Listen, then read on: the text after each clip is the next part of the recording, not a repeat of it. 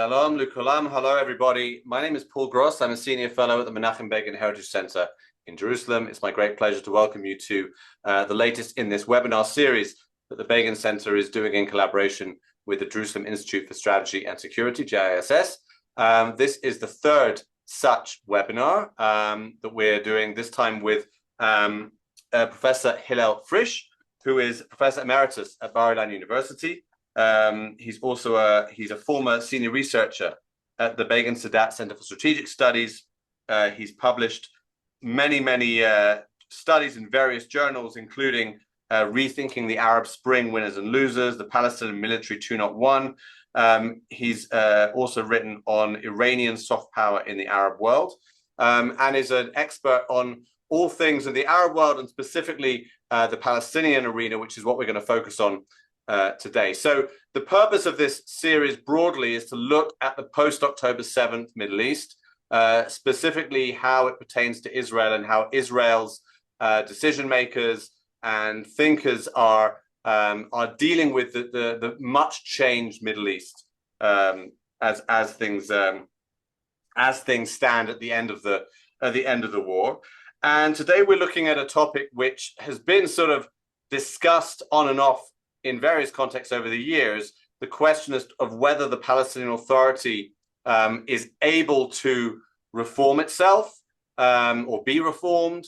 If it's going to be reformed, who would impose that kind of reform on it, what that reform would mean, would that reform be acceptable to Israel? All these questions are very relevant for us here in Israel, and those of you outside Israel that care about what happens here. So it's a great pleasure to welcome Hillel Frisch. Thanks so much for joining us, Hillel. It's a pleasure being with all of you. So let me, I'm going to start with an opening question and some follow-up questions. And then after about 30, 40 minutes, we'll take questions from the audience. So for those of you in the audience, you can write those questions in the Q&A box. You can see the Q&A button at the bottom of your Zoom screen. So you can write those questions in there, and we'll put some of those to our guest.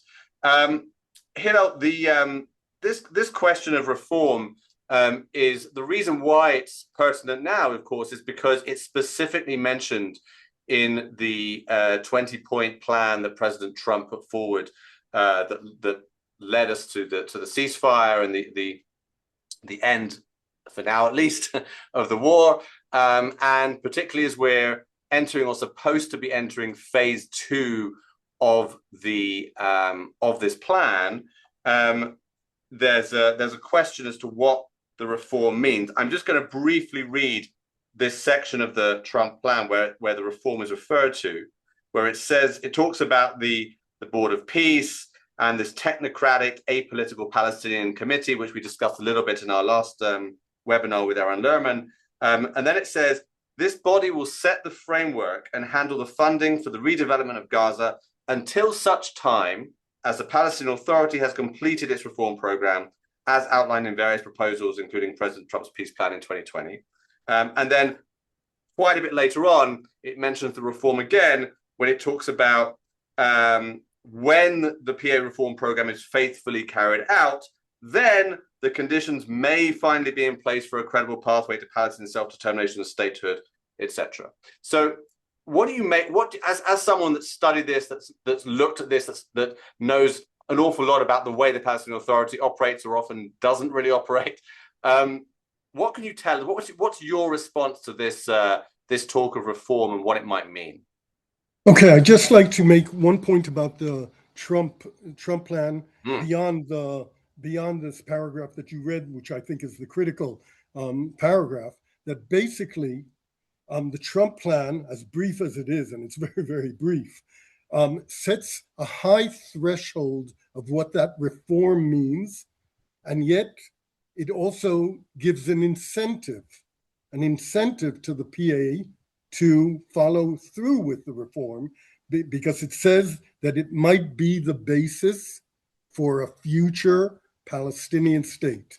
Now, where is this high threshold of reform? It's not found in the 1,200 word Trump document of 2025. It's found, though, in great detail. I mean, I won't be able to go through the 180-page document, the 2020 peace plan that was brought out. And since it refers to it, of course, Israel will be able to use that high threshold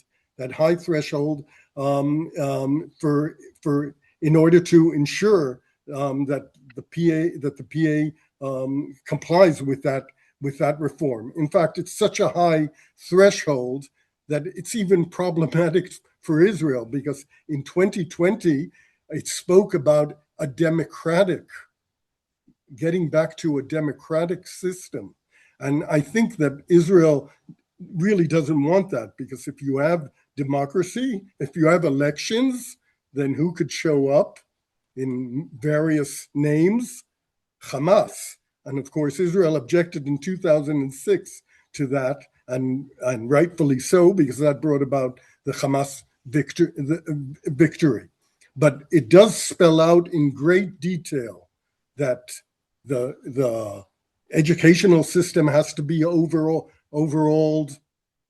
The textbooks have to be monitored, and it spells out that the pay for slay has to come to a real end. That you can't finance the families of people who committed violence against Israelis. So those parts, of course, will be emphasized by Israel. So on the one hand, you have a high threshold. On the other hand, you have an incentive, and that's also very interesting. It's the only incentive. It's the only mention of Jewish state of Palestinian statehood that you read in the 2020 document. The state of Palestine is mentioned 150 times. So from that point of view, this document is favorable again for Israeli interests, because there it's assumed, and here it's just wished for. Now, of course, the question is, of course, can the Palestinian Authority go through this reform? Now, reform is a misnomer. It's a political name. It doesn't really mean reform. It really means that the PA doesn't support terrorism, clamps down hard on terrorism, doesn't support the families, doesn't incentivize basically Palestinian terrorism, and changes the curricula. But it's brought under the rubric of reform, because reform is a nice word that people like, but it really isn't. You could probably find a much more appropriate term. So to what extent can the Palestinians pull this off? So I would say in the short term, there is absolutely no chance. I mean, Mahmoud Abbas is, according to his official bio, 89, nearing 90. According to unofficial accounts, when you look through his bio, by 1954, he was an official in the Kuwait Ministry of Education. Now, if he were born in 1935 or 36, that would make him 18 years old, way too young to be an official in the Ministry of Education. He was probably born more like in the early 30s, 1932, 1933. Now, I don't want to be accused of ageism, but I doubt whether a person 90 years old is about to embark on a very, very radical agenda. And it's a radical agenda because basically most of the Palestinian population is for what they call resistance and what we call terrorism, and believes that these freedom fighters and their families have to receive the emoluments that they would claim were given in the early state of Israel in the 1950s, and basically most would agree that the school system should be developing a Palestinian nationalism which is at war with Israel and therefore must be very condemnatory of Israel. So it's radical in that extent that it goes against Palestinian public sentiment. I don't think that Abbas at his age is going to rock the boat. Now, his successor, the person, the person who was designated in April 2025 as the vice president and officially and unofficially will probably be his successor, a person by the name of Hussein al-Sheikh, who comes from the security forces. Before that, came from the Shabiba movement, from the Fatah Shabiba movement, was a fellow student activist with Marwan Barouthi, whom for very long he's been at odds with. He might pull off the reform. And the reason that he might pull off the reform is because he's almost violently anti-Hamas. And Hamas looks at him almost in the same way. They accuse him of every wrong that could possibly be. So he might bring about reform. The problem is the time span. I mean, we've all been eulogizing Abbas for many years. He's been accused of being very sick for a very long time, but yet he lives on. No one knows when he's going to kick the bucket. And certainly, until Hussein al-Sheikh, who does have his enemies, makes common cause probably with Muhammad Dakhlan, both viciously anti-Marwan Barouthi and the Hamas. But until he stabilizes his regime, Trump might be out of power. And so this is, and there might be a different ball game in 3 years' time. So I would say there is a possibility out there that reform might be made, but it's not in the time frame that is relevant either to forecasting or relevant to the Trump administration. Let's get a little bit into the weeds of Palestinian politics, because you mentioned a couple of names there, Marwan Barghouti and Mohammed Dakhlan.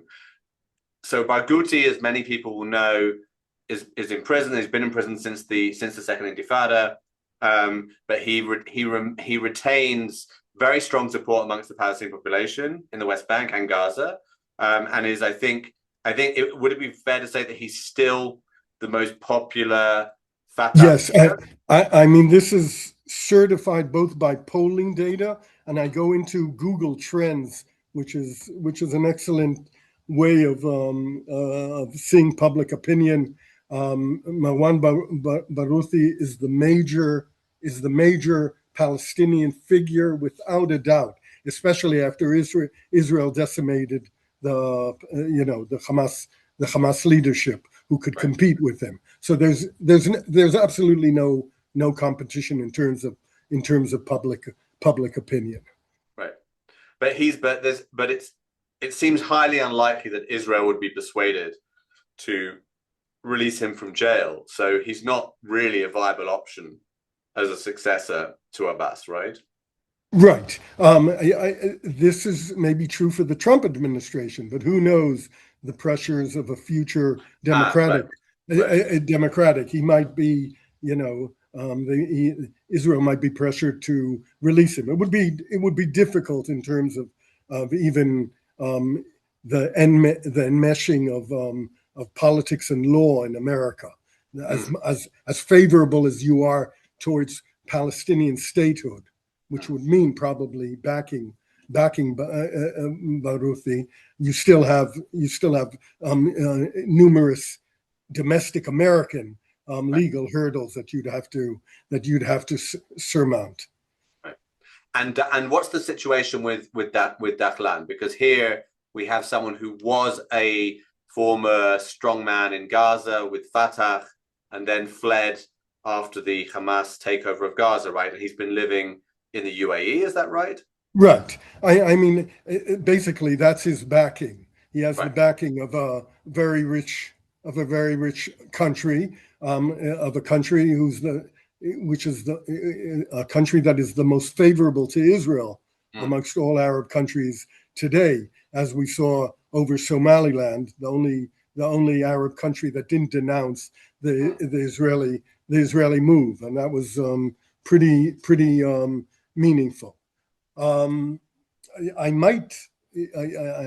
thought of addressing this much later. Even if reform came to pass, Hussein al-Sheikh would stabilize his regime. I think he would get Israeli backing. Certainly, that's more doubtful under Netanyahu government.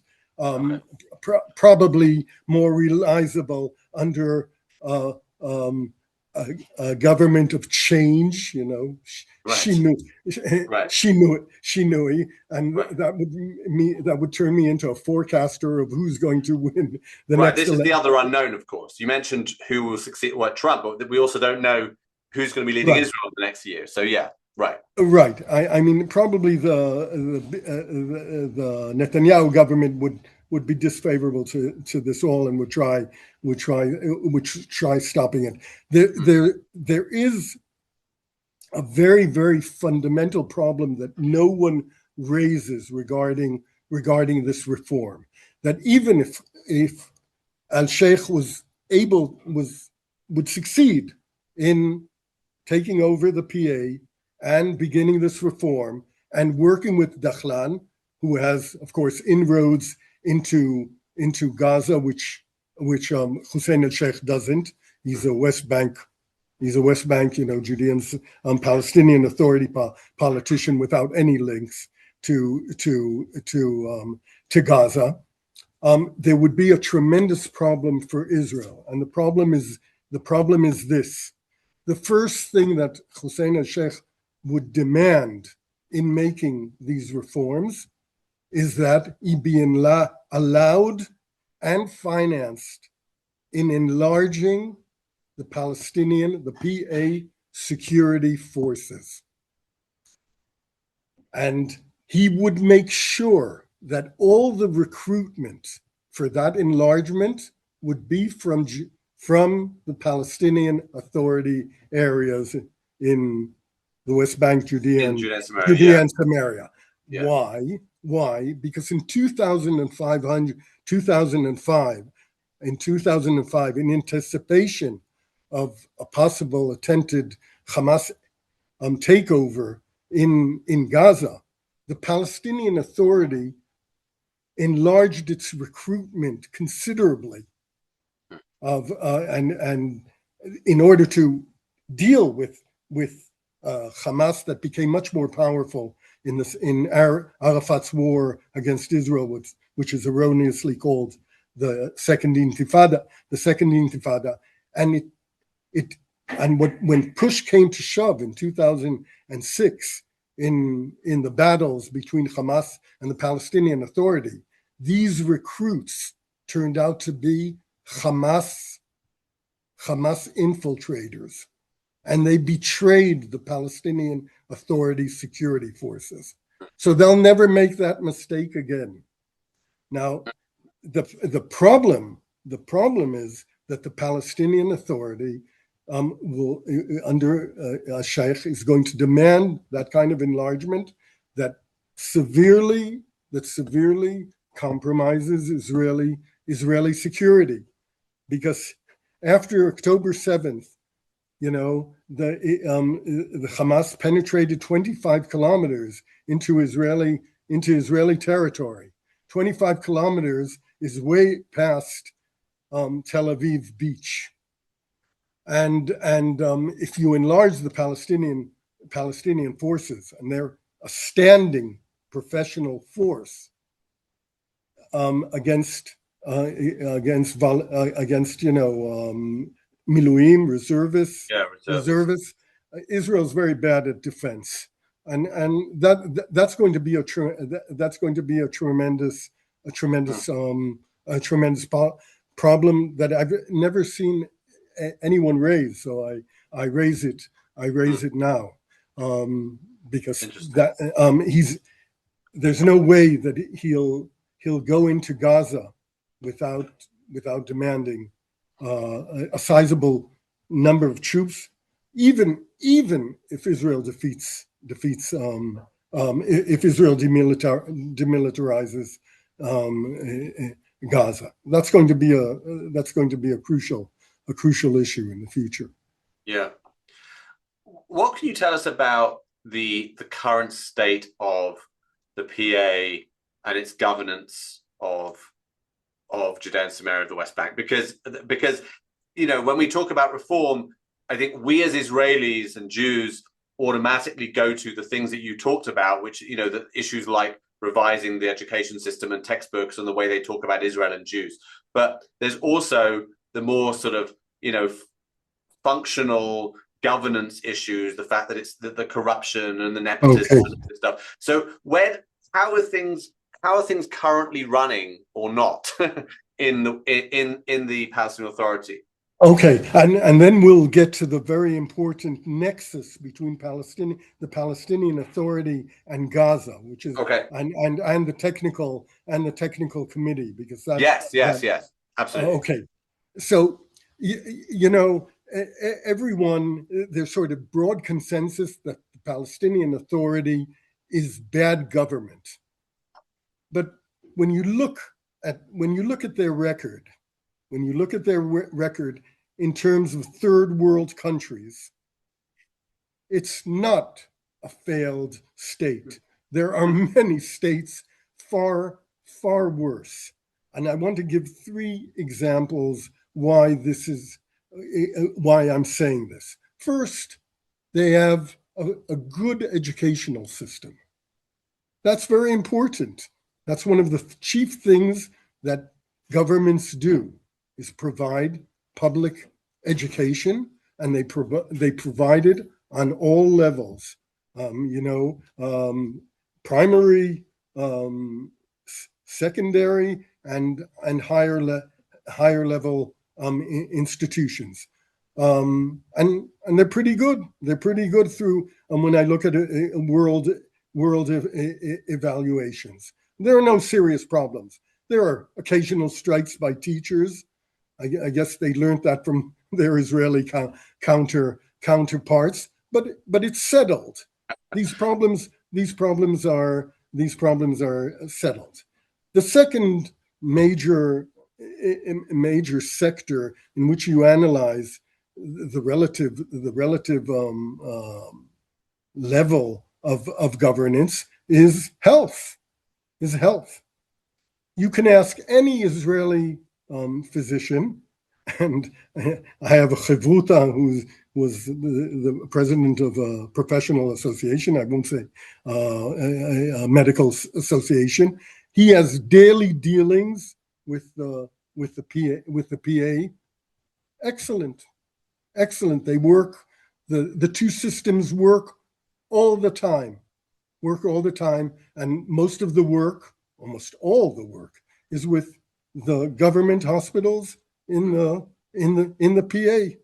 Can you just for those of us less well informed, can you just tell us what the reasons are that Israeli health professionals would have daily contact with Palestinian health professionals? Oh yeah, very easy. It's in all the specializations where you need Israeli economies of scale to provide it, like nephrology, dialysis, right? Dialysis, special treatment. I mean, I'm far from being a medical expert, and thank God I'm too healthy yet to become expert in health, in health issues. But specialized oncology. There are loads where it's only rational for the Palestinian system, since it can rely on the Israeli system, not to duplicate, because that would be just a waste of resources. The very fact that they don't do that shows the quality of the system. I mean, they don't make much ado about this, because that's not their game. Is of course to belittle Israel, but this exists. And on the third, which is a bit more problematic, is the infrastructure, sewage, electricity. Sewage, there are problems, definitely. Electricity, much less so. In world terms, living in the West Bank is a pretty good place to live, and basically longevity in the West Bank is on the Southern European levels, like Bulgaria, Turkey, and that's the ultimate. So now, of course, there's corruption. There's corruption right now. There's a case where the anti-corruption committee of investigation came up with a $20 million, more or less, comes up to maybe a bit less in border. The head of the border control, on the Palestinian side, has been accused, and I think he's being tried. He's being tried for amassing extensive wealth of around 16 to 18 million dollars over the years, for allowing or for reordering the line when people are waiting to cross the border. I mean, these things are found in many countries. This is not the only country that this happens.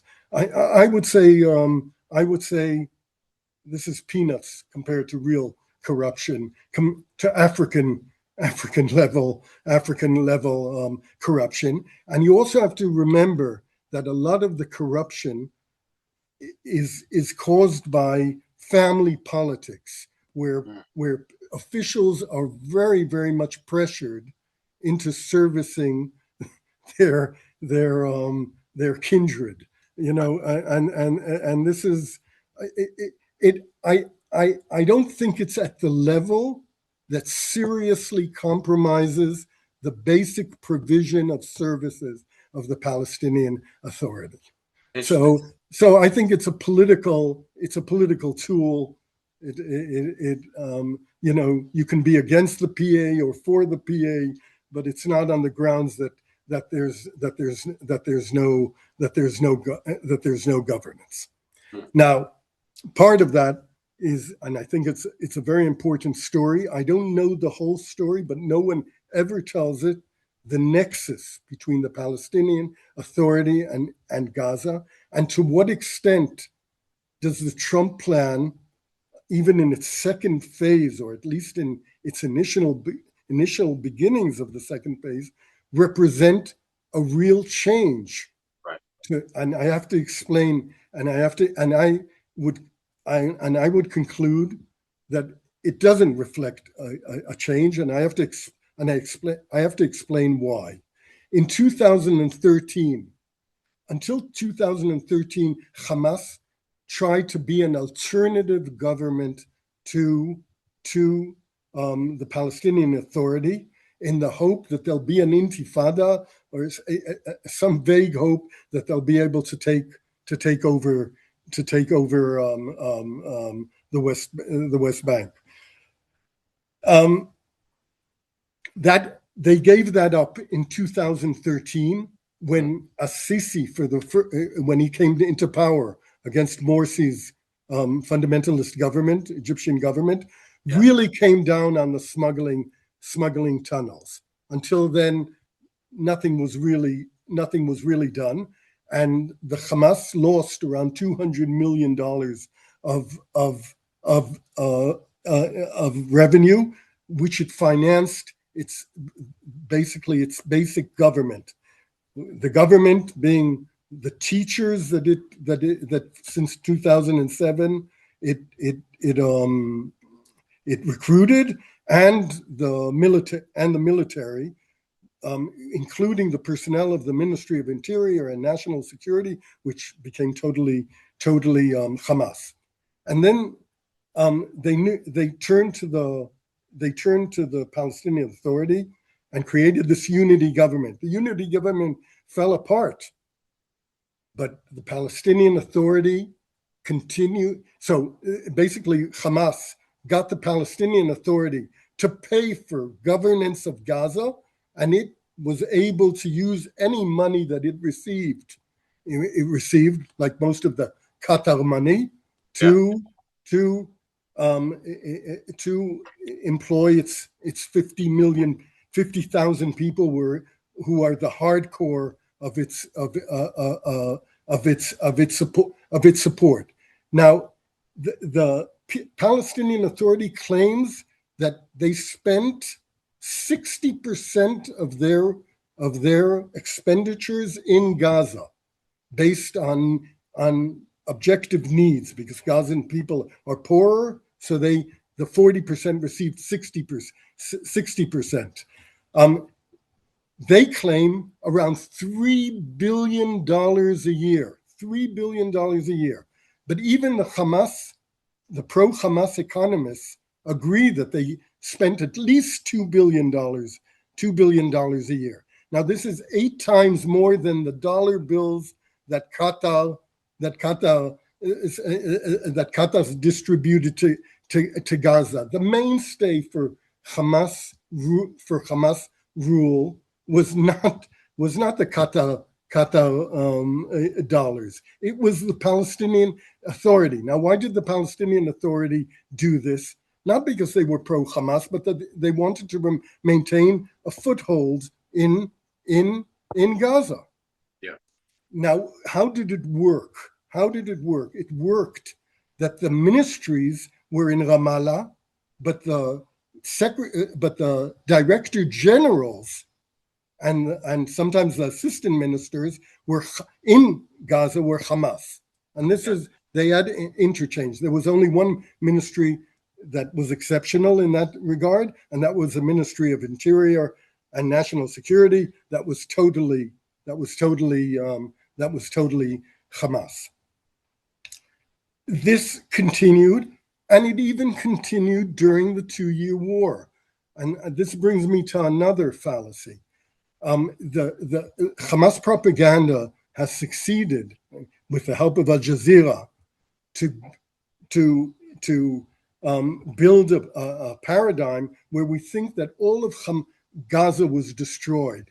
This is not true. Around 35% of Gaza was destroyed or damaged, but most of Gaza City, most of central Gaza has remained intact, with electricity, with the cobblestones, with all the advanced. There was one journalist who was Yanofsky from Kan 11, who said that when he entered Gaza City, it was the most advanced city in Greater Israel, except for Tel Aviv. So this continued to be in rudimentary form throughout the war. And now I just learned 4 days ago from an interview with the man. His name Hashim Muhammad Al-Farah, wouldn't say anything, but he's the governmental coordinator of government activities in Gaza on behalf of Hamas. He's been a Hamas official for many years.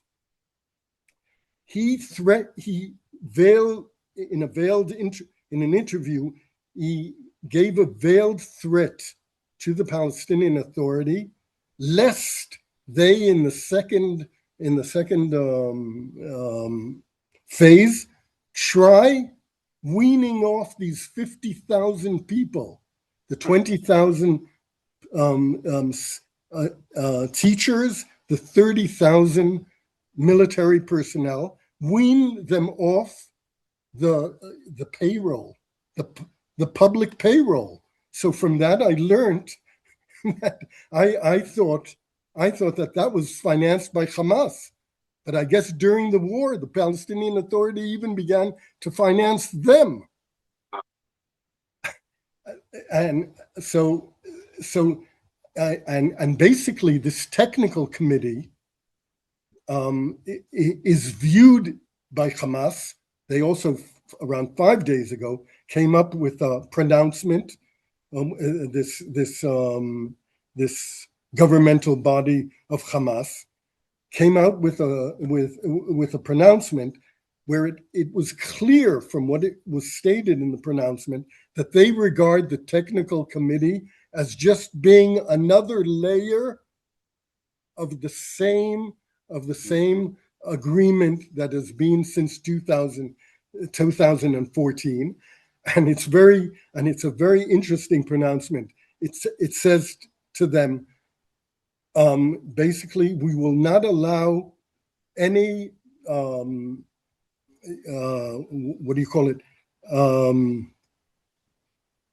any accusations being leveled at the technical committee, but we demand that no one in the public establishes a relationship with this technical committee that is not through the official bodies. Now, what does the official bodies mean? This coordinating committee of governmental affairs that is Hamas led.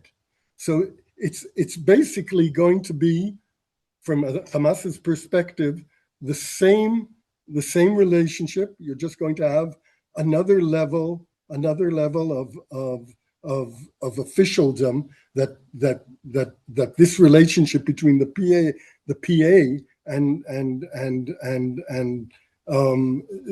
the local government, the Hamas local government structure, is going to exist. Now, I see the veiled threat basically as showing that Hamas is weak. Were Hamas powerful, it didn't even have to give a veiled threat. It's worried.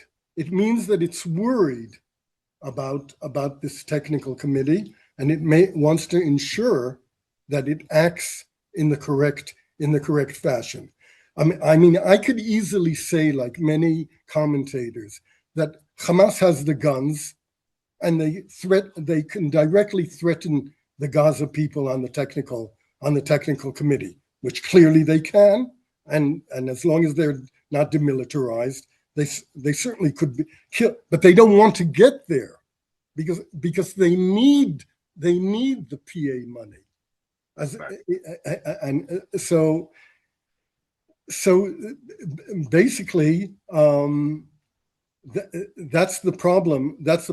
And when you analyze the next stage, you understand that the only thing that is going to wrench this apart is, of course, the demilitarization of Hamas, and that's the basic problem of the plan. Yeah, right. We still don't know how that's going to happen. Maybe just before we go to the questions from the audience, if you could just clarify for us something about this technical committee, which we discussed a little bit last time. It's headed by this gentleman Ali Shah, right? Right. who is formally, who I think is formally not currently part of the PA, but he used to be. Is that right? Right, right. But he is part of the. He is part of Right. the. But he is part of the. He is part of the PA. I mean, you really can't be in development and Right. in economic development and welfare without being part of the PA. And So and no, is it the case? I mean, is it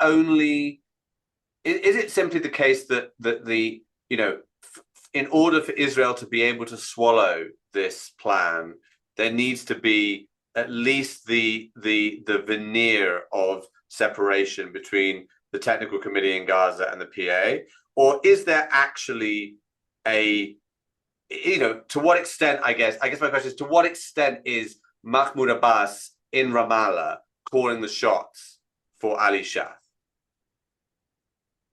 in your view? I tried making the point that there's basically no difference. It's not that it's an arrangement. Right. It's not that Abbas calls the shots or right. Hamas calls the shots, but it's sort of an arrangement that proves its worth, right. in the sense that Hamas doesn't go around killing Fatah stalwarts in Gaza. They still exist. Hamas, Fatah families still live in Gaza, and it's a working proposition.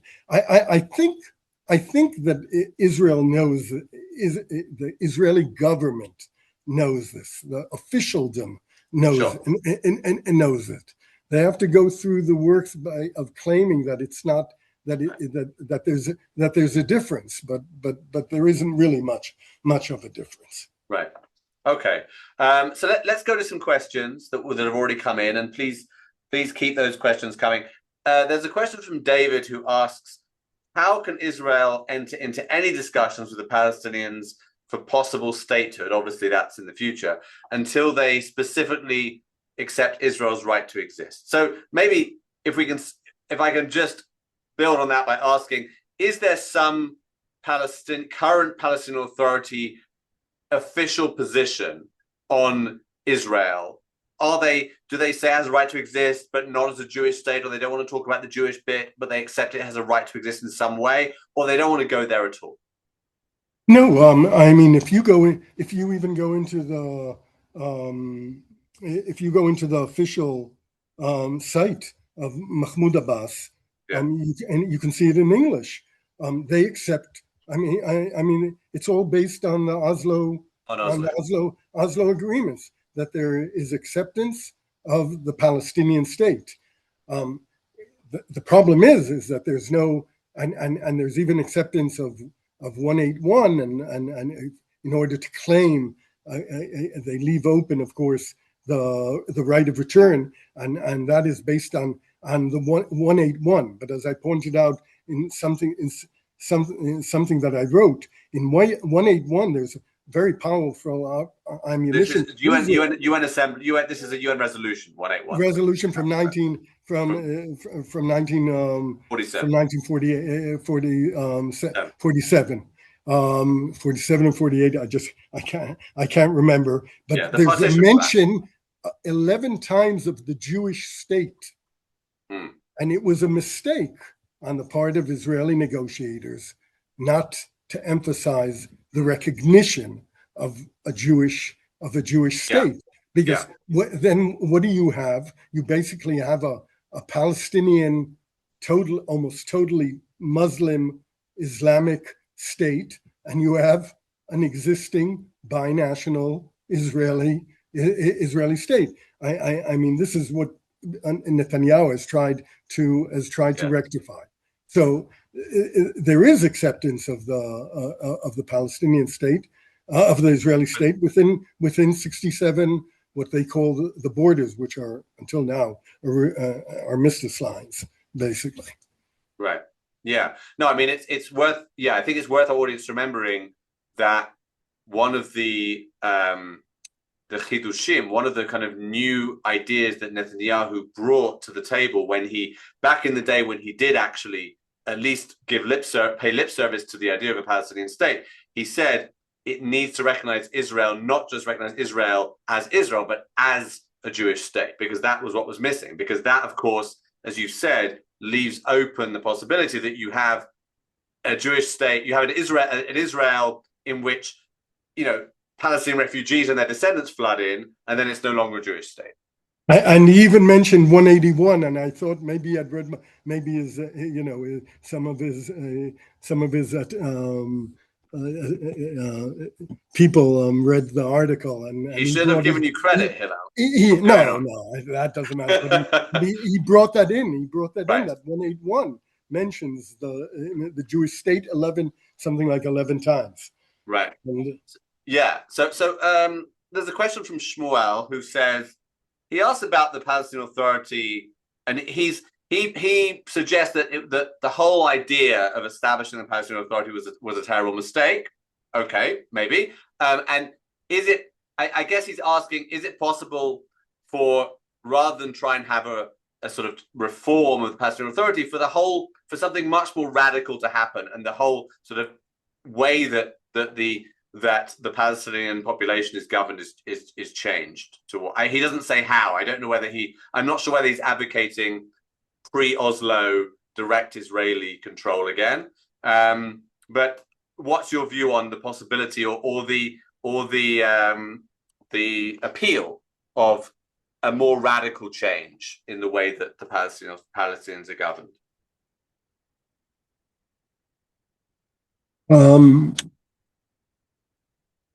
My own personal take on the Palestinian-Israeli is that there's some kind of autonomy which is linked to Jordan. Ultimately, that is the Jordanian option, which is not in the cards, at all right now. But the Hashemite kingdom has not closed it off because it hasn't emendated its 1952 constitution, so it leaves it open. That's basically the only potential solution I can see. But then again, I think if Hussein al-Sheikh comes into power, he's going to present a very, very strong challenge to Israeli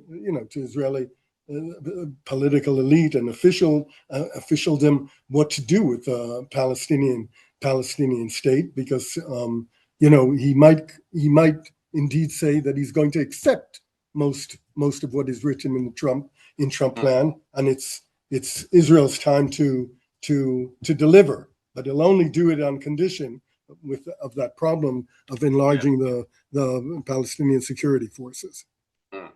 Also, even if he accepted it in principle, presumably, we're talking about, it would take a very long time, I would imagine, because I think the kind of reforms, especially the more, shall we say, cultural reforms that we're talking about, you're talking about changing hearts and minds. You're talking about kind of re-educating a population to think differently about Israel and Zionism. It seems, and this is a problem of limiting it to textbooks. What happened in the actual conversation between the teacher and his students? How can you change that? But there are methods.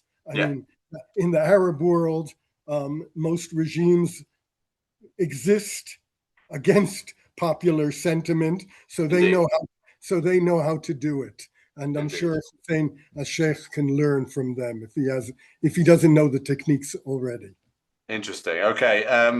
There's another question here from Shmuel who asks about whether Russia and China can support reforms in the Palestinian Authority. I'm not sure whether he's asking whether he thinks they should, whether you think they should, or whether they will. But I guess there's a broader question as to whether powers outside of the United States. China is obviously the rising power in the world. Also, Russia is a country that's always had a foot in the Middle East, or for a long time has had a foot in the Middle East. Are these countries that might get involved in Palestinian Authority reform, in your view? Never. I don't think that China is a big game player, and it has a big population to feed, and it looks for markets. And the Palestinian Authority is so. I mean, the whole Palestinian Authority is a neighborhood in Beijing or Shanghai, and Right. it's not. And it's not. I mean, it's not. I want to write a piece that the United States is proving that it's the unipolar power. It's amassing this tremendous armada, and China and Russia are doing nothing to protect one of their few real allies they have. So right, Iran, if they're not protecting Iran, are they going to get involved in the Palestinian Authority? Especially Russia, which has its own problems. I don't see anyone being moved from the table, moving the United States from the table and being the key foreign actor in whatever is going to transpire in the area.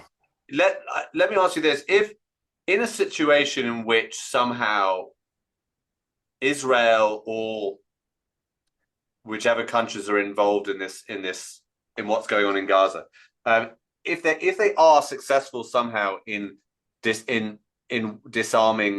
Hamas, if Hamas are basically rendered harmless effectively, what impact would that have, in your view, on the Palestinian Authority? They might, as I probably said, they might. I mean, after I think Abbas sort of leaves, because I just don't. I don't. They might meet the challenge of doing the reform threshold. I see. Yes, absolutely. To get to the state within 67, within sort of allowing Israel within 67 borders. Will that be stable over the long term? Is of course is probably not professional forecasting, but it's more political duels. But I think basically it would strengthen the hands of a person like Hussein al-Sheikh and Mohammed Dahlan. Right.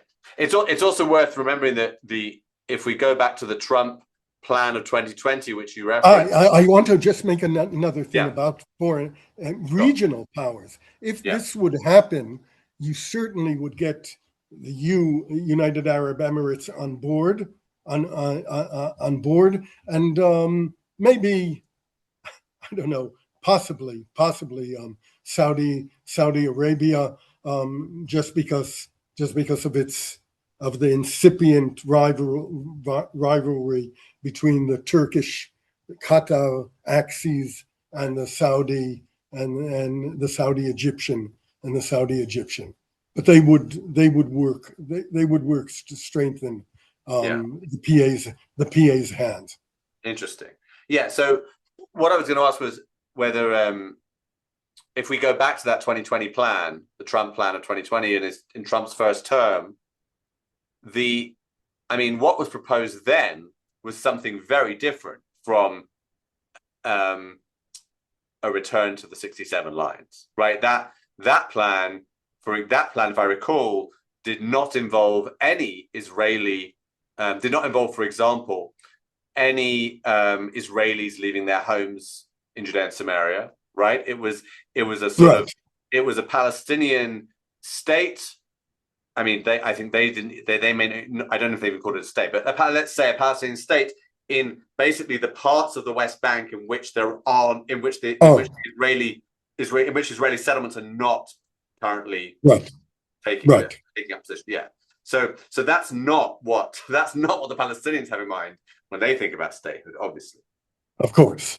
Right. Yes. I mean, there's a tremendous gap between the former 2020 plan and the present present plan.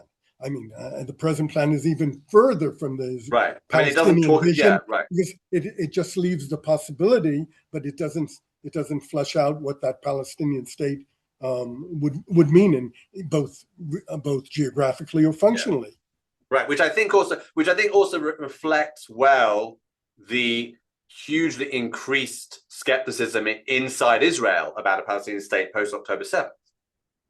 Oh, absolutely. I mean, Yeah. the Palestinians always are accused of forever missing an opportunity to never capitalize missing on opportunity, an, missed opportunity. capitalize on an opportunity. But I think that even more critical is that the Palestinians should have always been discriminating in their targets and never were. In 1929, who did they attack? The old Yeshuv, the Haredim, Yeah. Hebron. the Haredi anti-Zionists in Hebron and Sfat, Right. and then they continued in Arafat's war against.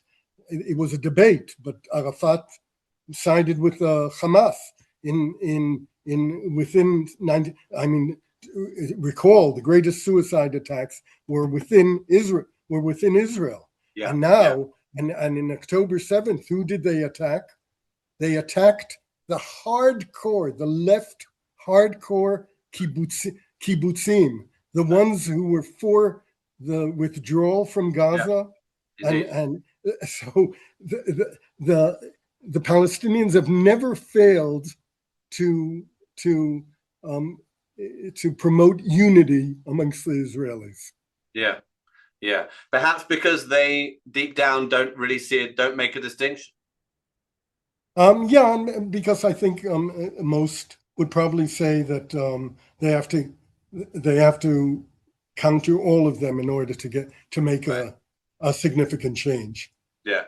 Yeah. It reminds me of an old professor of mine in London who had been involved with Shalom Achshav, with Peace Now in Israel, and he recalled in the days of the Second Intifada, there was a meeting of Peace Now in a cafe in Jerusalem, and not long after they'd been talking about their opposition to Arik Sharon's hawkish tactics in against the Palestinians.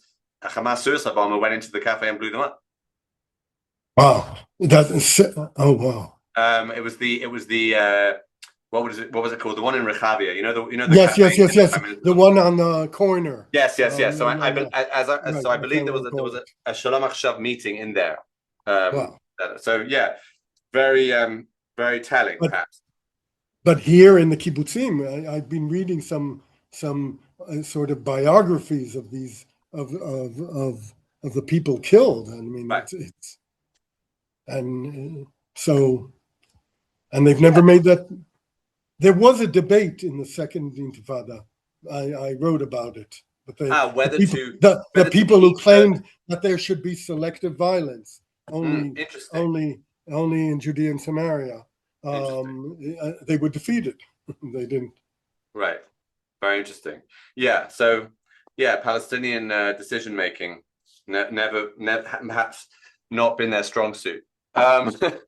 Okay. Well, Hillel Frisch, I want to thank you very much for enlightening us and giving us so much information about what continues to be very relevant, and often the details escape us when we're just reading the headlines or around the news report. So I really appreciate you going into the weeds on this. I want to thank everyone for joining us. Our next webinar is actually very soon, already on Monday. We'll be talking to Dr. Gabi Siboni about the IDF and the lessons learned in the IDF from October 7th and changes made. So I think that should be very interesting as well. So please join us for that. And I want to thank Professor Hillel Frisch again, and wish you all a good day or good night.